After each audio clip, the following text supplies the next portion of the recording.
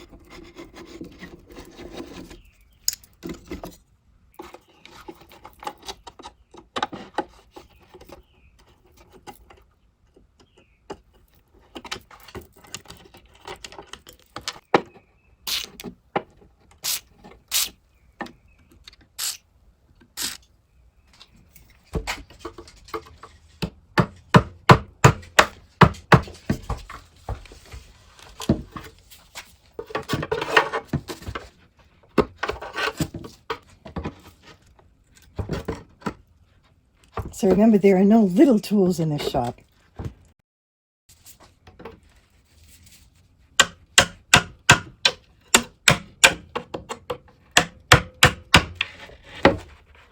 There we go.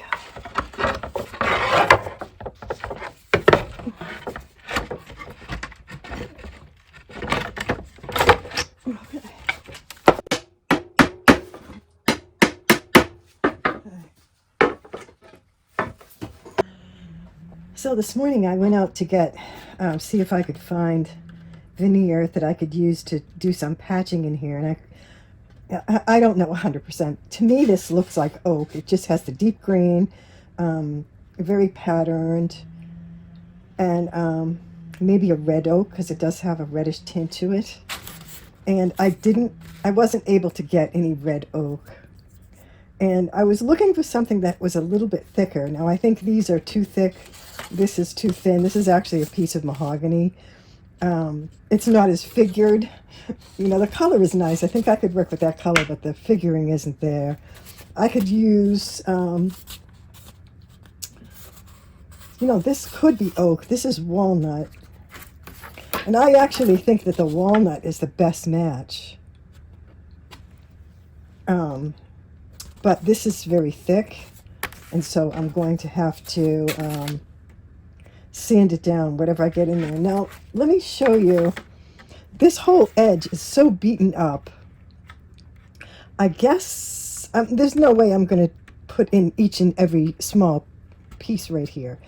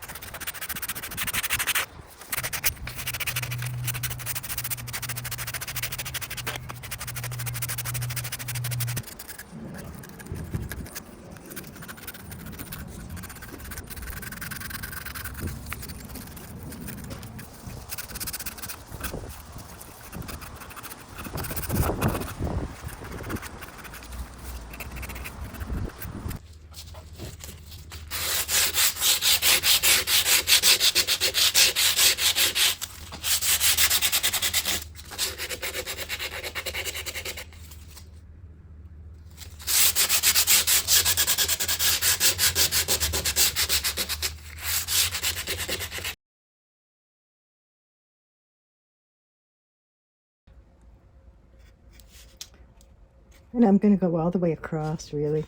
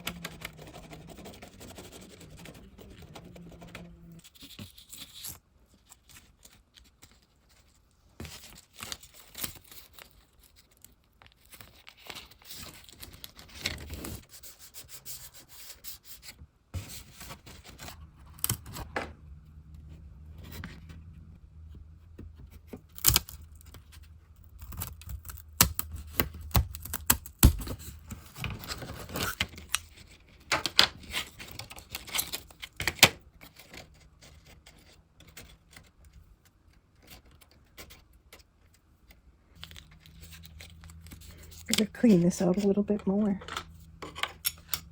I've got some things that I needed. I ordered them. Some wire brushes to clean my hardware. And a few really small clamps. And that's just to do the edge of the veneer. And I also ordered some oak. The only red oak I could get was on a roll, but this is actually 2 inches, so there's plenty. I would just have to cut it into several pieces, of course, to go over the span of the edge here. And let's see, I also got a pair of nail pullers because all the tools here are so big. And this is a big tool, but it has the pointy edge, which I'm hoping will be able to get those little nails out of there that I couldn't get out the other day. I just didn't have a tool small enough. Even something like this is not, I didn't want to damage it an awful lot trying to dig out the nails, so we'll try this first. So, even though I got additional tools, I tried chiseling it out. I can't get a tool in there to pull this nail out, and there are 4 of them, of course, for the 4 legs. So, and the legs are loose, and I'm not going to do anything about it because I'm just not going to dig those out. There's no real head on those nails. They're like flat, and there's nothing to pull, and the wood is really dry and hardened around them. So I'm just going to push that back in a little bit and cover it with some wood putty, and I will drop some hide glue in there to at least so that they don't rock back and forth, and that's as good as I can get. Yeah, so I changed my mind on using the walnut, and I decided to use the edge banding and cut the red oak because it does go so well with it. Plus, it's a little bit thinner. It's thick enough, but it's not as thick as the walnut pieces. So I am going to go for this, and I'm going to put a little bit of hide glue on it with a clamp or 2 and see how that works.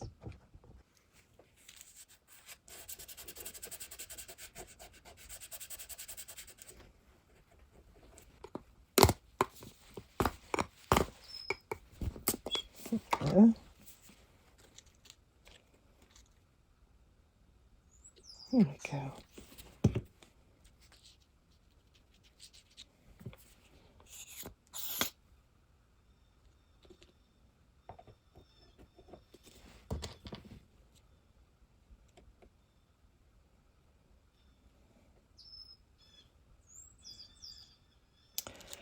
You know, I like hide glue because it's more easily reversible. Plus, it's less messy.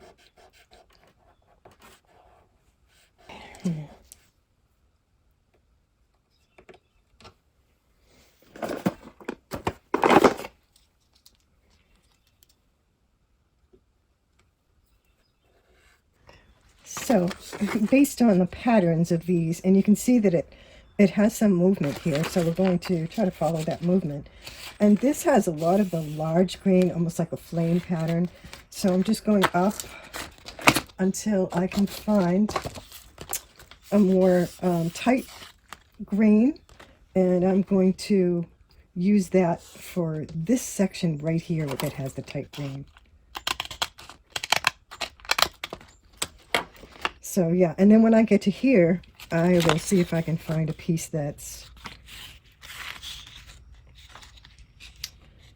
is a better match.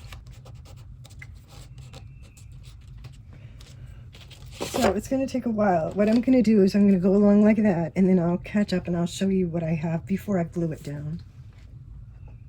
Okay, so I have them, most of them cut.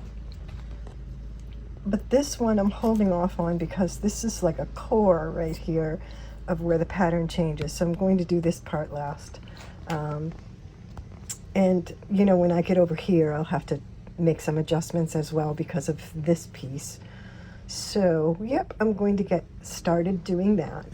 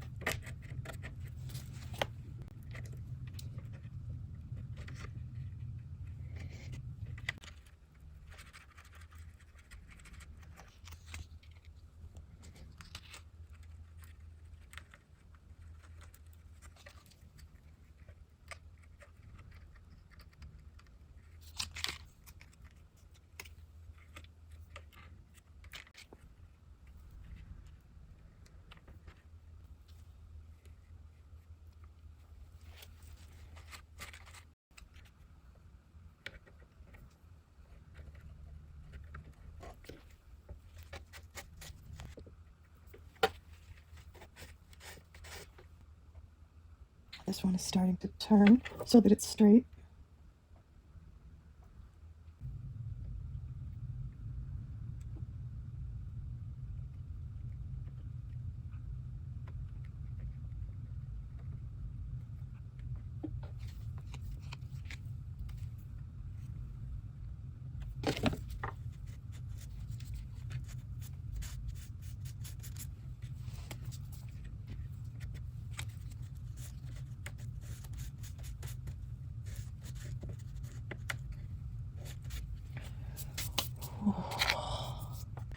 I really wish I had hide glue for this, but I don't.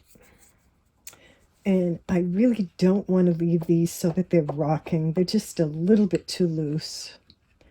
So I'm going to try to use a piece of paper and get some wood glue in there. Not too much, just enough. I mean, if someone wanted to release that, they still could, but just a little bit so that it doesn't rock like this. So.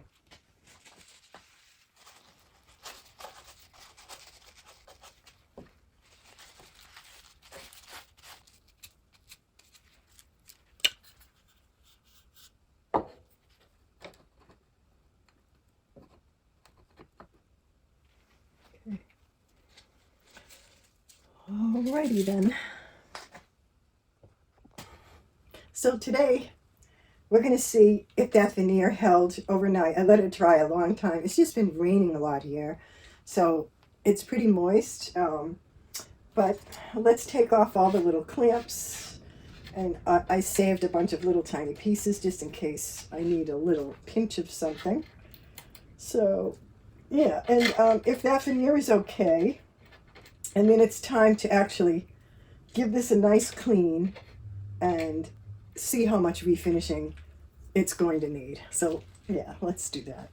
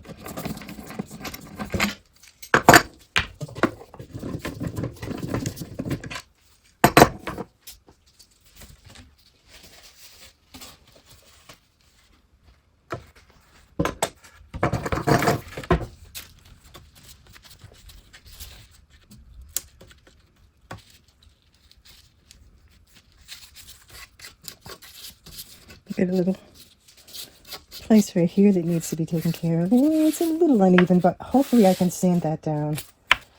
Yeah, that's as good as it gets, I guess. Let's give this a good clean. Do you ever feel that sometimes everything you touch turns to dust?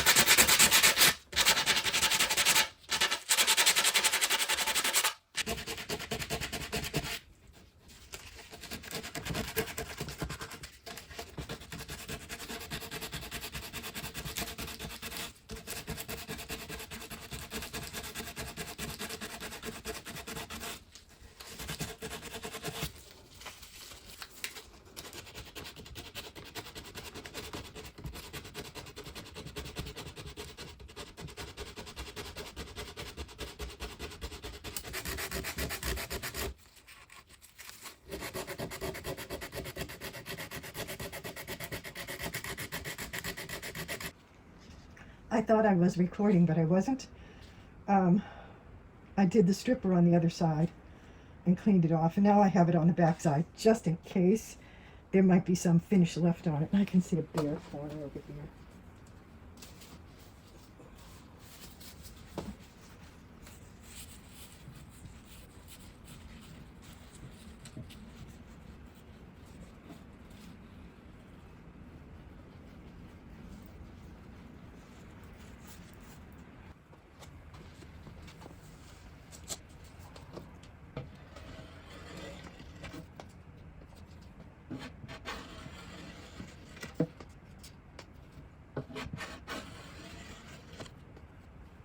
I like to pre-treat or even pre-stain my wood. This time I'm using Osmo oil in a walnut tint. This will help reduce some of that dryness in the wood, and it dries quickly as well. I could apply it and just wipe it off, but this time I'll leave it soaking overnight.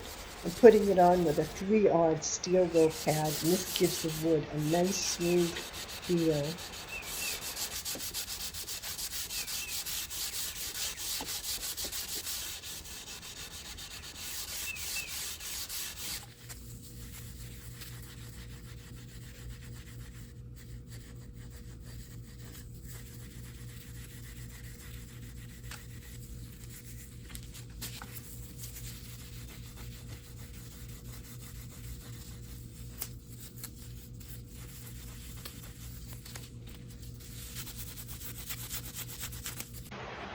I noticed a tiny shard of wood that had started to tear off, so I'm using a little bit of wood glue to repair it so it doesn't rip all the way off.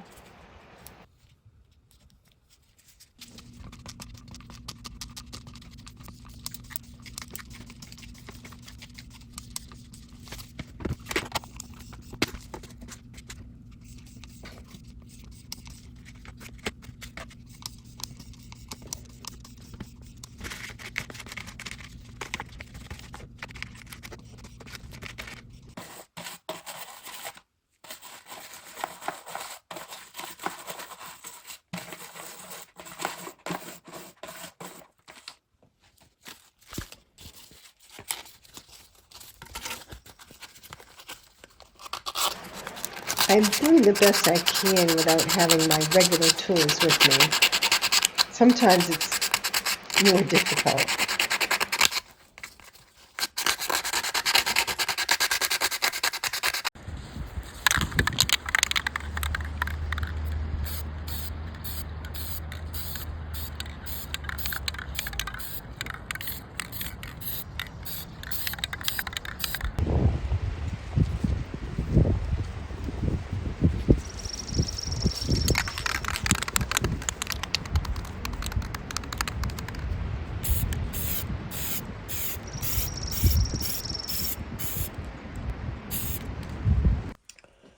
So I have to touch up a few of these wood putty fixes, and some are wood putty, some are the two-part epoxy.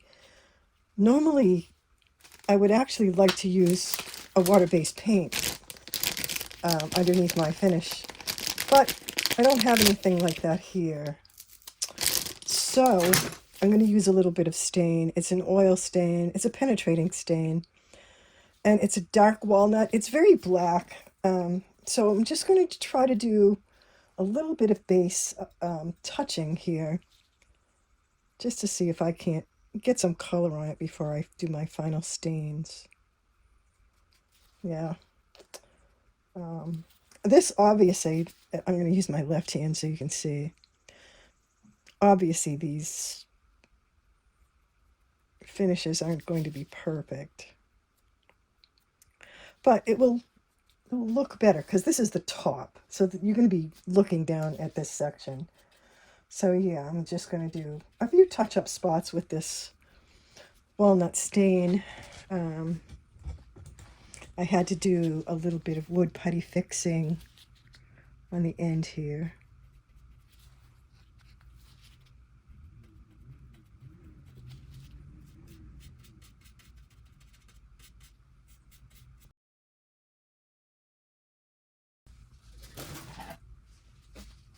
It's challenging to work in here because, you know, it's not my shop, so I guess you can see that. I'm going to dip it into the stain here and try to get just a little bit of stain.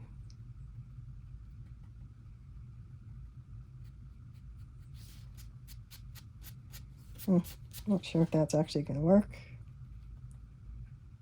See, that's why, you know, if I were guiding someone to doing this kind of repair, I would say to use a water-based paint or dye stain, because that's going to work better.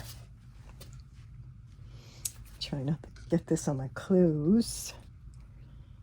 Yeah.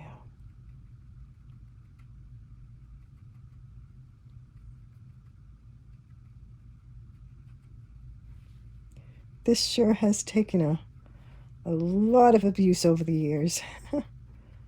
So, yeah, we'll see if we can't get it so that, you know, someone can use it for a little while longer.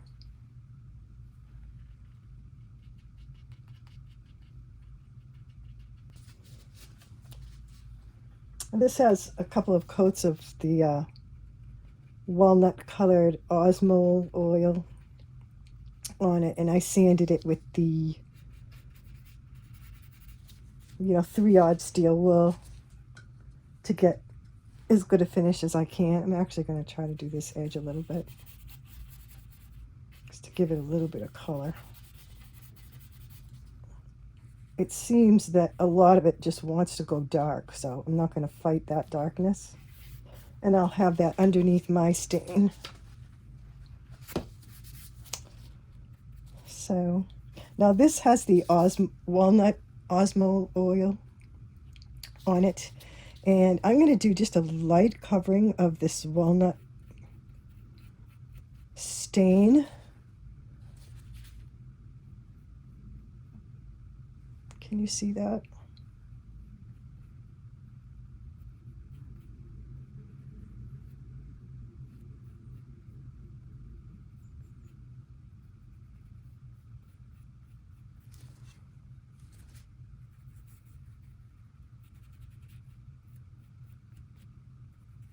Yeah, so I'm going to go all along this edge, but I'll do it off camera. So I'm using a gel stain that I really like. It's General Finishes Nutmeg. I think it's going to be the right tone. It's not super dark. And probably the most challenging thing here is figuring out a logical place to actually work. I got a lot on there.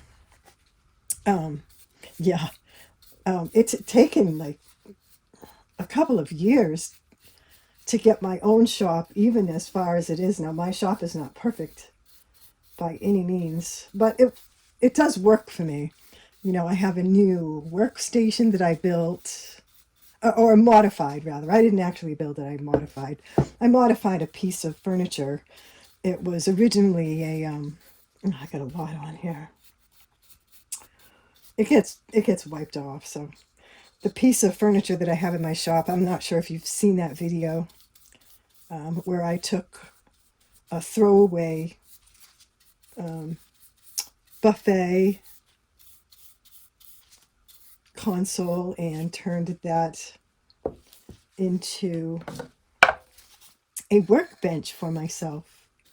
And it does work really well.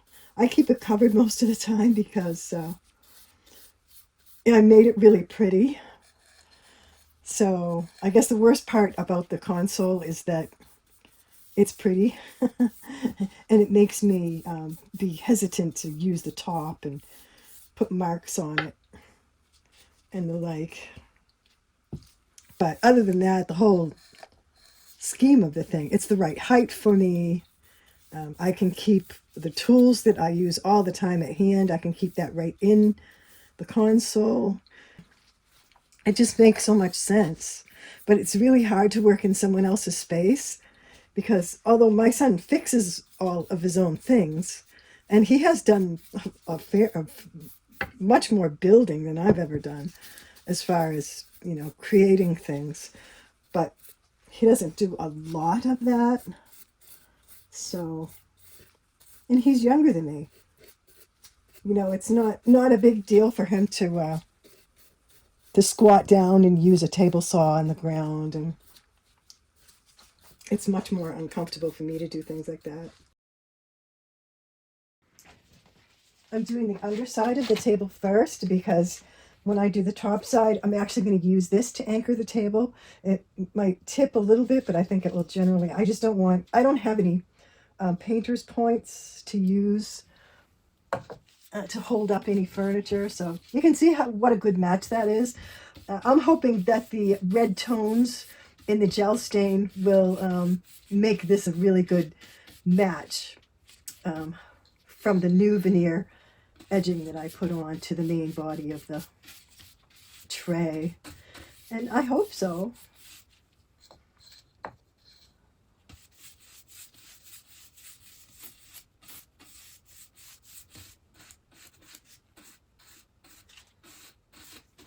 Yeah, I'm putting some stain on the brace as well.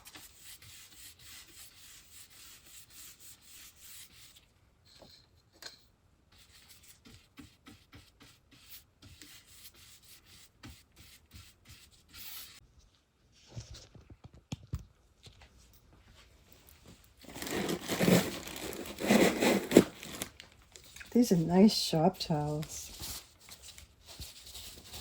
I should get myself some of these.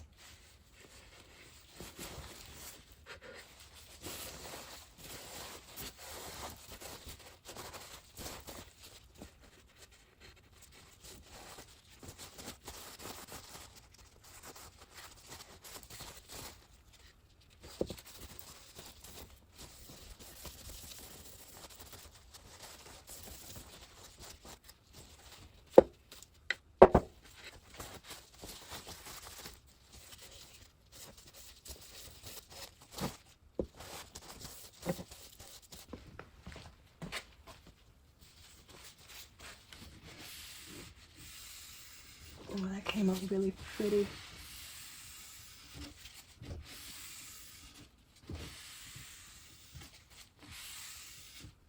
I'll change my direction.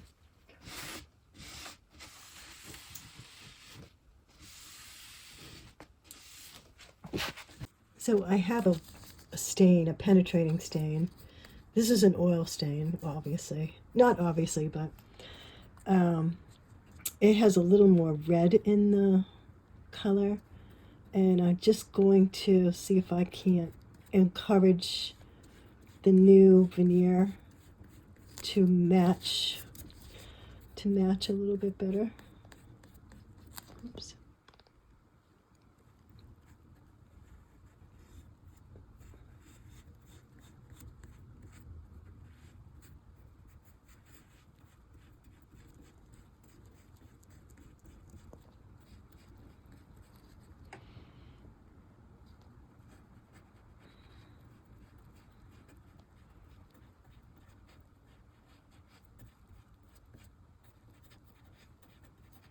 I mean, obviously you're going to see where I replace the veneer. I know I'm not going to really hide it, but the grain worked out really well. It's a great match, in my opinion. But the color, I wish, I just want the color to be a little more close of a match.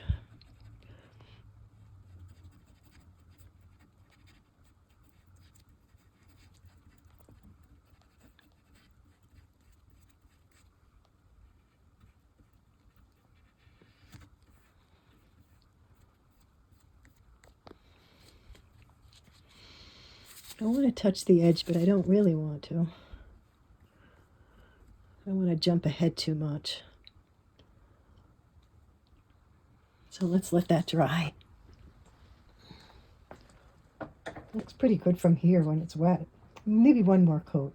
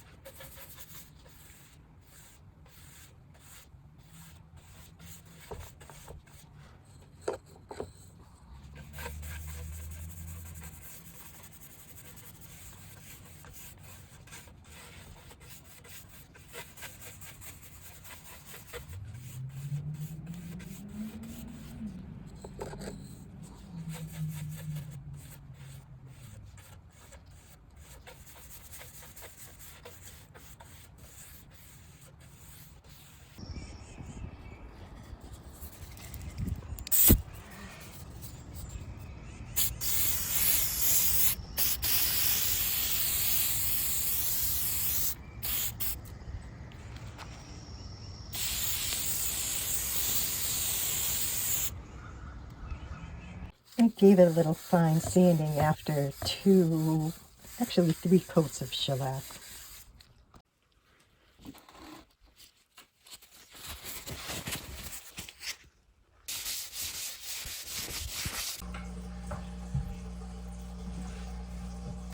Thank you for watching this week's video. This week I took a bedside tray. I think it's sometimes called a butler's tray. That I got on Facebook Marketplace from a gentleman that's local here in Massachusetts. And he said that it belonged to his, I think he said it belonged to his grandparents, and he looked a little older than me.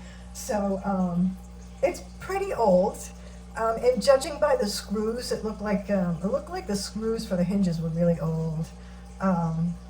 They were all cut differently. The slot was cut differently in each screw, which kind of makes it look like a partially machined screw, which would be, in the mid to late 1800s, I guess. But it has beautiful turned legs, and it works on a neat little hinge in the center. So what did I do? I took it all apart. I sanded it and sanded it and sanded it. I did it all with a hand sander because I'm at my son's house and I don't have power tools here, and he has power tools, but I don't think he really has a sander that's working right now. He doesn't do a, he's been working outside building these big huge projects that don't need sanding. Anyway, I did it all in hand sanding, which is probably the best way to do it anyway. Took down the finish, made a lot of repairs, especially the veneer. I cut out a big section of the chipped veneer and replaced it with little tiny chunks of red oak veneer that I got on a, it's actually an edge banding. It worked out really well though, because it had a kind of a funky pattern where it would turn in different directions, so it wasn't just a straight shot. So it was interesting, and that was the most fun part about doing it. I don't want to lift it up because it's freshly glued and nailed, and I'm not going to take the chance that I'm going to pull it apart by lifting it. So I'm trying to handle it very gingerly. I used a couple of different colors on it, all oils, and then I used a tung oil. I used a lot of shellac, tung oil, and wax. And yeah, I'm sure it's going to cure for a long time. I would say 30 days at least before anybody's ready to use it. So yeah, it's beautiful. I wish I could have done a fancier outro. I had visions of, you know, pretending that I was like Jeeves and bringing the bedside tray to his lady, but there's no way I'm going to pick it up. So yeah, I hope you enjoyed it. Thank you so much for watching. I hope you have a great rest of your weekend, and I wish you all good and beautiful things. Thanks again for watching. If you're not subscribed, would you consider subscribing and give me a thumbs up if you like the video? Thank you again. Take care.